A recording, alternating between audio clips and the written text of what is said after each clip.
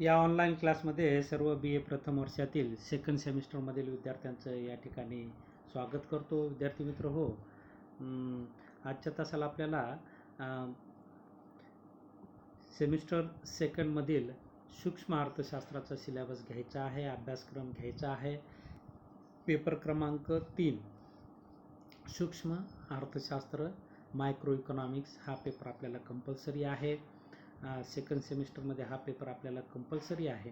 हा पेपर आपल्याला एकूण 75 मार्कासाठी असेल. विद्यापीठाची परीक्षा 50 मार्काची आणि इंटरनल 25 मार्काचं असेल. इंटरनलमध्ये 10 मार्कसाठी एक टेस्ट असेल, 10 मार्कसाठी असाइनमेंट असेल ज्याला आपण ट्युटोरियल म्हणतो किंवा स्वाध्याय म्हणतो, आणि 5 मार्कासाठी सेमिनार असेल. अशा प्रकारे इंटरनलचं 25 मार्काचं क्लासिफिकेशन यामध्ये असेल आणि 50 मार्काची विद्यापीठीय परीक्षा होईल, जी की MCQच्या स्वरूपात किंवा दीर्घोत्तरी प्रश्नाच्या स्वरूपात परिस्थितीनुरूप होऊ शकते. त्यामध्ये जे बदल होतील ते वेळोवेळी बदल आपल्याला या ठिकाणी सांगण्यात येतील. तर दुसऱ्या सत्रामध्ये किंवा सेमिस्टर 2मध्ये आपल्याला आता तिसरा पेपरचा या ठिकाणी अभ्यासक्रम लिहून घ्यायचा आहे. फर्स्ट सेमिस्टरमध्ये पहिला आणि दुसरा पेपर पाहितला, त्यामध्ये आपल्याला सूक्ष्म अर्थशास्त्र होतं. आता सेकंड सेमिस्टरमध्येही आपल्याला तिसरा पेपरमधून सूक्ष्म अर्थशास्त्राचा पुढील भागाचा अभ्यास करायचा आहे. त्याच्यामध्ये पार्ट 1 होता, तर हा पार्ट 2 आहे आणि हा पेपर आपल्याला कंपल्सरी आहे. सूक्ष्म अर्थशास्त्र मायक्रो इकॉनॉमिक्स असं त्याला आपण इंग्लिशमध्ये म्हणतो. तर त्याचा सिलेबस आपल्याला या ठिकाणी लिहून घ्यायचा आहे.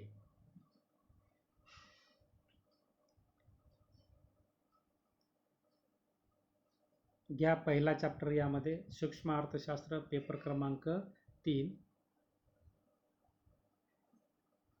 त्यामध्ये प्रकरण पहिले, युनिट फर्स्ट. त्याचं टायटल घ्या पहिल्या प्रकरणाचं, उत्पादनाचे सिद्धांत, थिअरी ऑफ प्रोडक्शन, खर्च व उत्पन्न, हे त्याचं टायटल आहे. त्याच्यामध्ये सब पॉईंट आहेत, सब पॉईंट घ्या. आता या प्रकरण 1 मध्ये आपल्याला कुठल्या कुठल्या गोष्टीचा अभ्यास करायचा आहे ते यामध्ये लिहून घ्या. त्याचं टायटल लिहून घेतलं, उत्पादनाचे सिद्धांत, खर्च आणि उत्पन्न, याचा अभ्यास आपल्याला यामध्ये करायचा आहे. तर यामध्ये सब टॉपिक घ्या, त्याला ए असा मार्क द्या, ए किंवा 1 नंबर, रोमन अंकात 1 नंबर टाकला तरी चालेल. पहिला मुद्दा आहे यामध्ये प्रोडक्शन फंक्शन. प्रोडक्शन फंक्शन, उत्पादन फलन ज्याला आपण म्हणतो, त्यामध्ये पहा याची संकल्पना आपल्याला या ठिकाणी पाहायची आहे. कन्सेप्ट ऑफ प्रोडक्शन फंक्शन, उत्पादन फलनाची संकल्पना, उत्पादन फलनाची संकल्पना,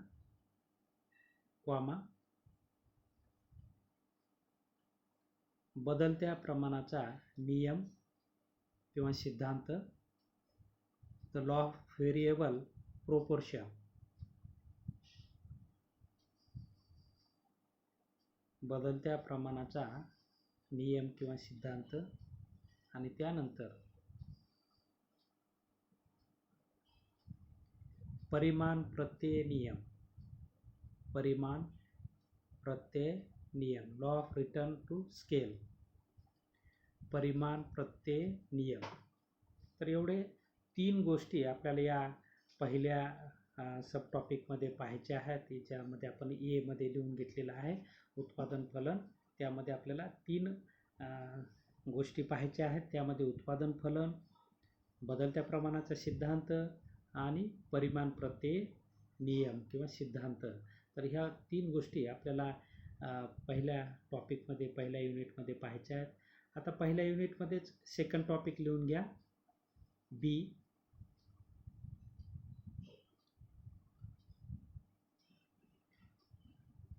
बी मध्ये लिहून घ्या किंवा रोमन अंकात सेकंड टाकलं तरी चालतं. खर्च संकल्पना आणि खर्च वक्र, खर्च संकल्पना आणि खर्च वक्र, concept of cost and cost curve, खर्च संकल्पना आणि खर्च वक्र. आता यामध्ये काय पाहायचे, खर्च संकल्पना आणि खर्च वक्रामध्ये आपल्याला काही मुद्दे पाहायचे आहेत, ते मुद्दे लिहून घ्या. त्यामध्ये पहिला मुद्दा लिहून घ्या, मौद्रिक खर्च, वास्तव खर्च आणि वैकल्पिक खर्च यामधील फरक. मौद्रिक खर्च, वास्तव खर्च आणि वैकल्पिक खर्च यामधील फरक पाहायचा आहे. Different concept of cost money, real cost and opportunity cost.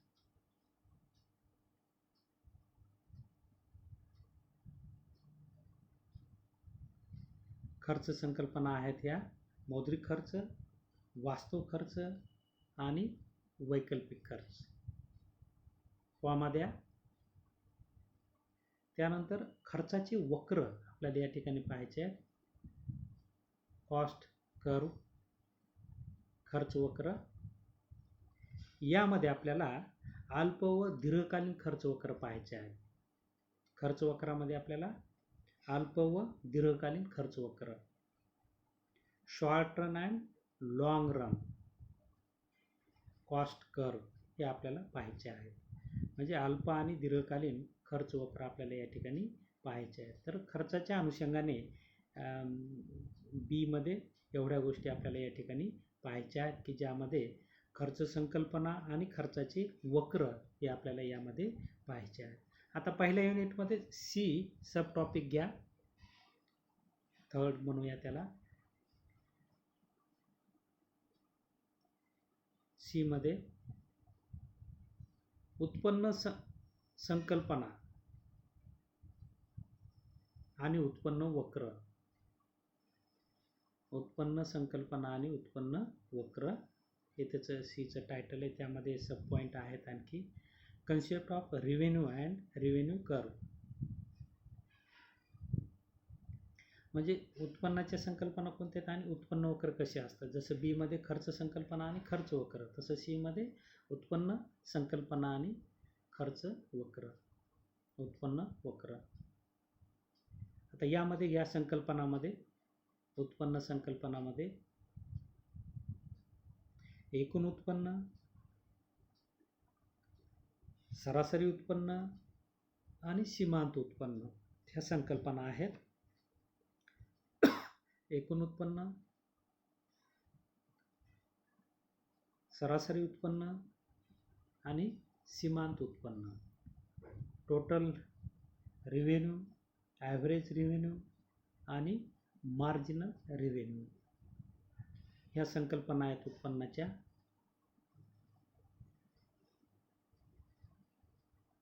Comma.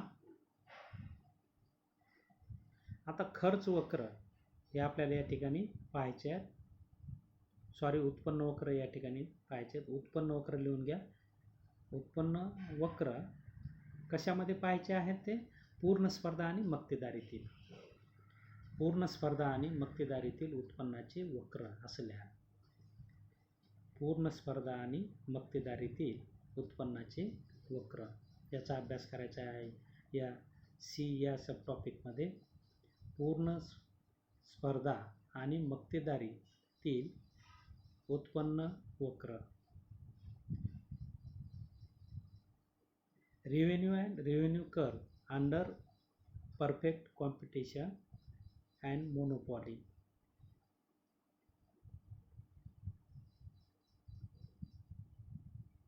पूर्ण स्पर्धा आणि मक्तेदारीतील उत्पन्न वक्र. तर अशा प्रकारे पहिल्या युनिटमध्ये आपल्याला 3 सब पॉईंट आहेत आणि तीन सब पॉईंटमध्ये आपल्याला वेगवेगळ्या मुद्द्यांचा अभ्यास करायचा, जे की टायटल आपल्याला 3 प्रकारात असलेलं आपल्याला दिसून येतं. पहिल्या युनिटचं प्रोडक्शन, कॉस्ट आणि रेव्हेन्यू, म्हणजे उत्पादन, खर्च आणि उत्पन्न हे 3 प्रकार सब पॉईंटमध्ये आपल्याला पाहायला मिळतात.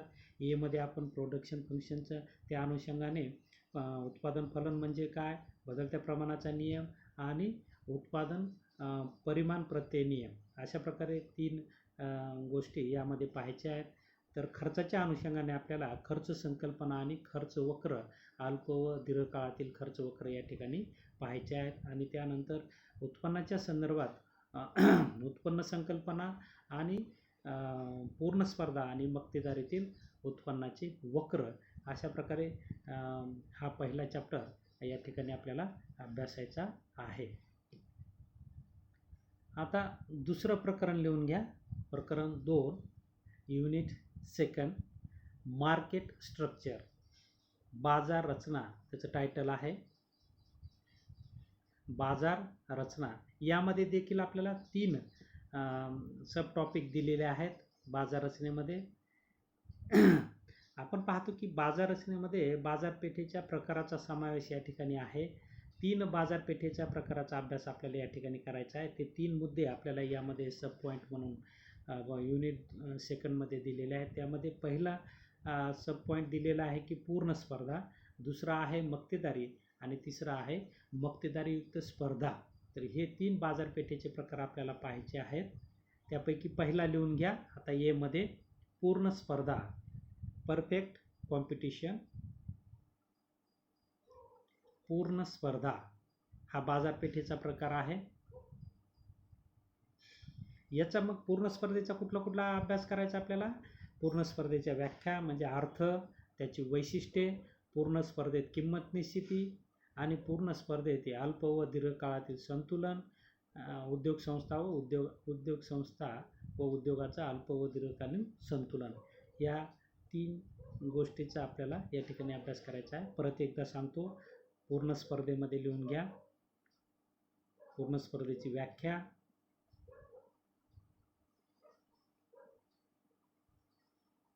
कॉमा वैशिष्ट्ये, कॉमा किंमत निश्चिती,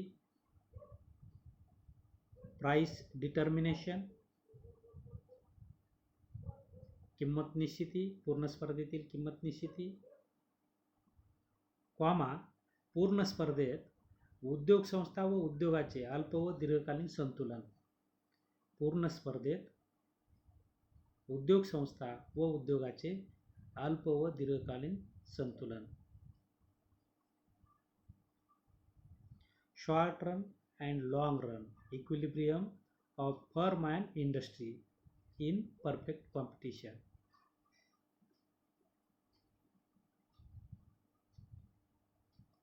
आता बी मुद्दा घ्या यामध्ये सेकंड युनिटमध्ये.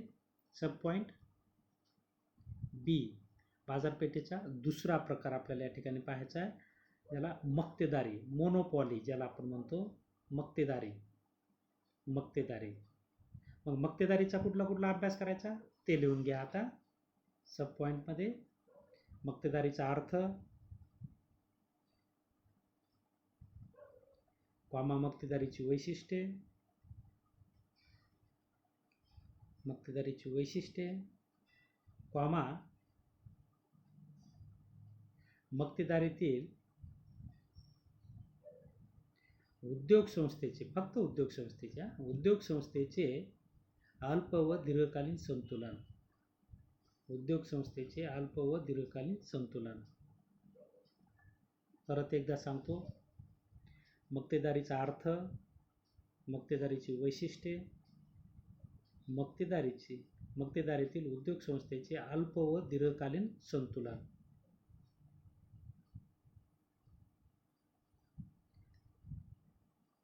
त्यानंतरचा मुद्दा लिहून घ्या. तिसरा बाजारपेठेचा प्रकार मक्तेदारीयुक्त स्पर्धा, मोनोपॉलिस्टिक कॉम्पिटिशन. मक्तेदारीयुक्त स्पर्धा. आता या प्रकारात आपल्याला या प्रकाराचा अर्थ, मक्तेदारीयुक्त स्पर्धेचा अर्थ,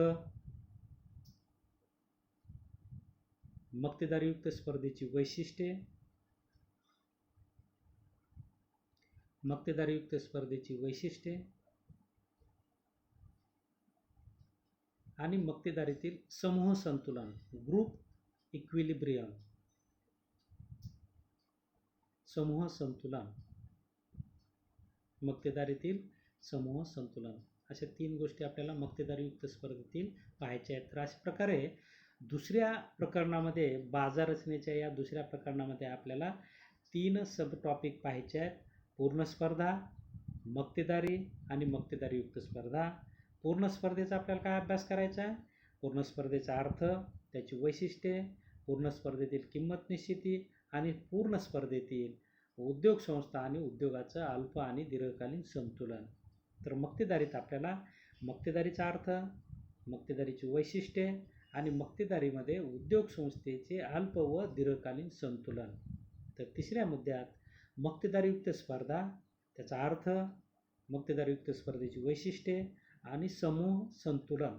तर एवढा भाग आपल्याला युनिट सेकंडमध्ये पाहायचा आहे किंवा प्रकरण 2 मध्ये पाहायचा आहे. आता प्रकरण 3 घ्या, युनिट 3. याचं टायटल घ्या, वितरणाचे सिद्धांत. वितरणाचे सिद्धांत. त्यामध्ये इंग्लिशमध्ये त्याला म्हणतात थिअरी ऑफ डिस्ट्रीब्युशन. वितरणाचे सिद्धांत, थिअरी ऑफ डिस्ट्रीब्युशन, वितरणाचे सिद्धांत. म्हणजे उत्पादन घटकाचे मोबदले असं त्याला आपण म्हणतो. जसं की आपण पाहतो की भूमीला खंड मिळतो, श्रमाला वेतन मिळतं, भांडवलाला व्याज मिळतं आणि संयोजकाला नफा मिळतो. हे जे मोबदले आहेत, या मोबदल्याचा अभ्यास या चॅप्टरमध्ये आपल्याला करायचा आहे, 3 प्रकरणात करायचा आहे. अशा प्रकारे उत्पादनाचे 4 घटक आणि त्यांचे हे 4 मोबदले. म्हणून पहिला घटक लिहून घ्या, पहिला मोबदला ए मध्ये लिहून घ्या, खंड, रेंट ज्याला आपण म्हणतो, RENT, रेंट, खंड. प्रकरण 3 मध्ये पहिला सब टॉपिक लिहून घ्या, रेंट, खंड. मग खंडामध्ये काय अभ्यास करायचा आपल्याला? खंडामध्ये रिकार्डोचा खंड सिद्धांत आणि खंडाचा आधुनिक सिद्धांत असे 2 सिद्धांत अभ्यासायचे आहेत. ते लिहून घ्या. खंडामध्ये रिकार्डोचा खंडाचा सिद्धांत आणि खंडाचा आधुनिक सिद्धांत. Ricardian and modern theory of rent. अशा प्रकारे 2 सिद्धांत आपल्याला खंडामध्ये अभ्यासायचे आहेत. त्यामध्ये रिकार्डोचा खंडाचा सिद्धांत आणि आधुनिक खंडाचा सिद्धांत, हे 2 सिद्धांत आपल्याला या ठिकाणी अभ्यासायचे आहेत. दुसरा सब टॉपिक घ्या, वेतन, वेजेस ज्याला आपण म्हणतो, वेतन.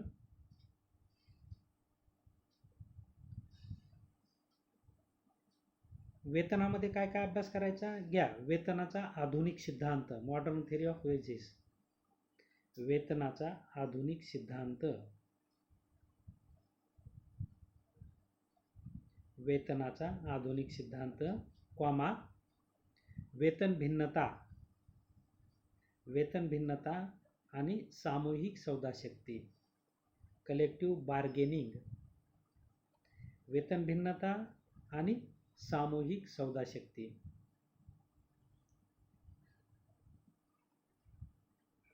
वेतन भिन्नता आणि सामूहिक सौदाशक्ती असे 3 मुद्दे यामध्ये आपल्याला वेतनामध्ये अभ्यासायचे आहेत.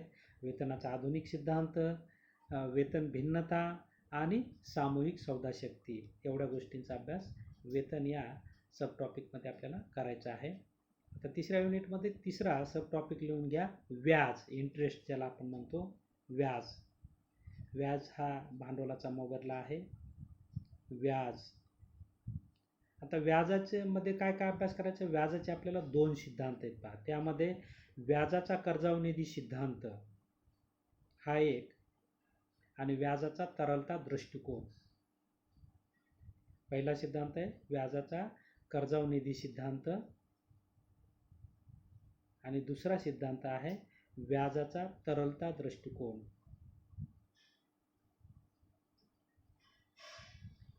व्याजाचा कर्जाऊ निधी सिद्धांत, loanable funds theory of interest आणि त्यानंतर liquidity preference theory of interest. हे 2 सिद्धांत आपल्याला व्याजाच्या या टॉपिकमध्ये अभ्यासायचे आहेत. त्यानंतर चौथा मोबदला आहे उत्पादन घटकाचा, नफा. आपला चौथा सब टॉपिक नफा, ज्याला प्रॉफिट म्हणतात इंग्लिशमध्ये. नफ्याचे 2 सिद्धांत आपल्याला अभ्यासायचे आहेत. नफा, अनिश्चिततेचा मोबदला हा एक सिद्धांत. नफा, अनिश्चिततेचा सिद्धांत हा एक सिद्धांत आपल्याला अभ्यासायचा आहे. आणि त्यानंतर नफ्याचा नवप्रवर्तनाचा सिद्धांत, इनोव्हेशन थिअरी ऑफ प्रॉफिट, नफ्याचा नवप्रवर्तनाचा सिद्धांत. अशा प्रकारे आपल्याला नफ्यामध्ये 2 सिद्धांताचा अभ्यास करायचा आहे. नफा, अनिश्चिततेचा मोबदला, आणि दुसरा नफा, नवप्रवर्तनाचा मोबदला किंवा नवप्रवर्तनाचा सिद्धांत. असे 2 सिद्धांत नफ्यामध्ये आपल्याला अभ्यासायचे आहे. परत एकदा सांगतो, तिसऱ्या प्रकरणामध्ये वितरणाचे सिद्धांत आपल्याला अभ्यासायचे आहेत. आपण पाहतो की वितरण झालेलं उत्पादन हे उत्पादनाच्या घटकामध्ये ते वाटप केलं जात असतं. उत्पादनाचे 4 घटक आहेत: भूमी, श्रम, भांडवल आणि संयोजन. भूमीचा मोबदला काय मिळतो? खंड मिळतो. वेतनाचा मोबदला काय असतो? श्रमाचा मोबदला वेतन असतं. भांडवलाचा मोबदला व्याज असतं. तर संयोजकाचा मोबदला नफा असतो. तर हे मोबदले कसे ठरतात, याचे काही सिद्धांत आहेत, काही तत्त्वे आहेत. ही तत्त्वे किंवा सिद्धांत आपल्याला या प्रकरण 3मध्ये या ठिकाणी अभ्यासायचे आहेत, जी की आपण आता लिहून घेतलेले आहेत. अशा प्रकारे आपल्याला सूक्ष्म अर्थशास्त्र पेपर 3 सेमिस्टर 2मध्ये 3 प्रकरण सूक्ष्म अर्थशास्त्रात असलेले आपल्याला दिसून येतात. या 3 प्रकरणाचा अभ्यास आपल्याला सेमिस्टर 2मध्ये आता करायचा आहे. तर अशा प्रकारे सूक्ष्म अर्थशास्त्र पेपर 3 याचा सिलेबस किंवा अभ्यासक्रम असलेला आपल्याला दिसून येतो. आपण शांतपणे लिहून घेतलं त्याबद्दल आपले आभार व्यक्त करतो आणि या ठिकाणी थांबतो. धन्यवाद.